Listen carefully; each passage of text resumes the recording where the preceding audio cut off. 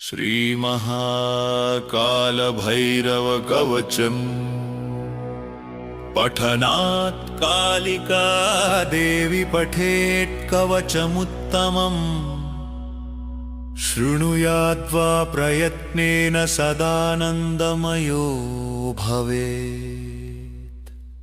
श्रद्धया श्रद्धया वापि पठनात् कवचस्य यत् सर्वसिद्धिमवाप्नोति यदयन्मनसि रोचते। बिल्वमूले पठेद्यस्तु पठनात् कवचस्य यत् त्रिसन्ध्यं पठनात् देवी भवेन्नित्यं महाकविः।